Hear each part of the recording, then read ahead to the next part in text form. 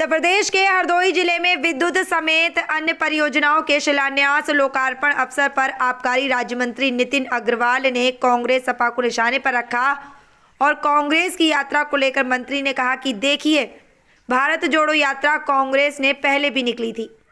उसके बाद जो विधानसभाओं के चुनाव हुए उसमें जो कांग्रेस का हश्र हुआ आप सबने देखा है। मंत्री ने कहा कि नाम आप चाहें कुछ भी ले लीजिए, कुछ भी रख लीजिए, लेकिन जनता के बीच में जो विश्वास होना चाहिए, कांग्रेस पार्टी विश्वास नहीं पैदा कर सकती क्योंकि उनकी लीडरशिप पर जनता को विश्वास नहीं है। तो वह चाहें कितनी भी जोड़ो यात्रा निकाल ले, जनता कांग्रेस की लीडरशिप पर विश्वास नहीं करेगी। अखिलेश यादव के राम मंदिर को लेकर दिए गए बयान को लेकर उन्होंने कहा कि कौन क्या कह रहा है, मैं उस पर बहुत टिप्पणी नहीं करूंगा। जो ट्रस्ट है वह सभी को निमंत्रण दे रहा है, कोई भाजपा निमंत्रण नहीं दे रही है। जो राम ट्रस्ट बना है वो सबको निमंत्रण दे रहा है। जिसकी इच्छा होगी, प्रभु श्री राम जिसको दर्शन देना चाहेंगे वो जाएगा और जिसको नहीं देना चाहेंगे वह नहीं जाएगा।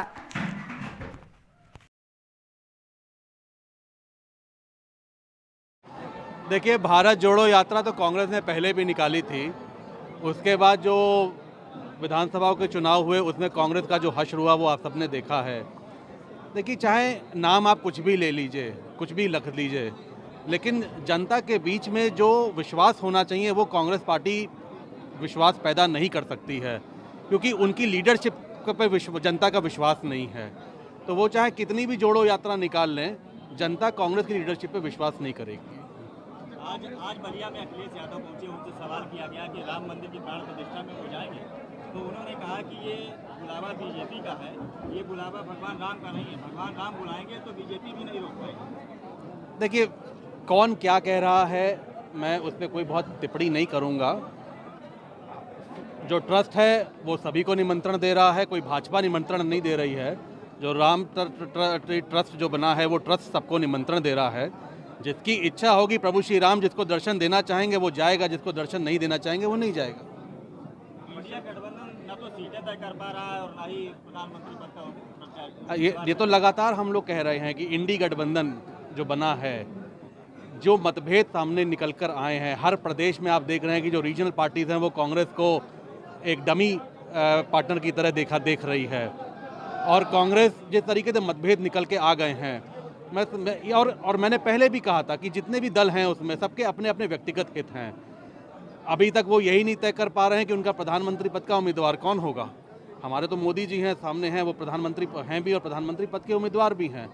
इंडी गठबंधन तो यही नहीं तय कर पा रहा है, सीटें नहीं तय कर पा रहा है। देखिए, ये एक ढकोसला है, ढोंग है, और जनता भी सब समझती है। जिनके अपने खुद व्यक्तिगत हित हों वो जनता के हितों की बात नहीं कर सकते। मैं ये निश्चित तौर पर ये कह सकता हूँ विश्वास के साथ कि अभी लोकसभा जो चुनाव होंगे, भारतीय जनता पार्टी अकेले 400 सीटें जीतकर आदरणीय मोदी जी के हाथ के नेतृत्व में तीसरी बार सरकार बनाएगी।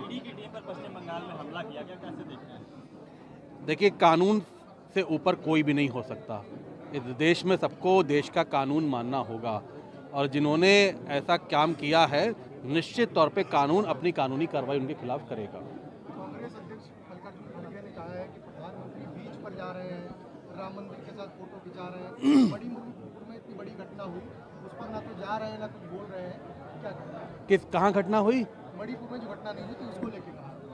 देखिए, खड़गे जी वरिष्ठ नेता हैं, और मुझे लगता है कि ऐसे इतने वरिष्ठ नेताओं को, क्योंकि प्रधानमंत्री देश के प्रधानमंत्री हैं, कि भाजपा के प्रधानमंत्री नहीं हैं, देश के 140 करोड़ लोगों के प्रधानमंत्री हैं, इतने वरिष्ठ लोगों को ऐसी टिप्पणी नहीं करनी चाहिए। वो तो बहुत वरिष्ठ हैं, वो पार्टी के एक राष्ट्रीय अध्यक्ष हैं। प्रधानमंत्री जी आज देश के लिए जो कर रहे हैं वो शायद किसी से छुपा नहीं है। तो मैं समझता हूँ कि ऐसे टिप्पणी से विपक्ष को बचना चाहिए। आज क्या कार्यक्रम था?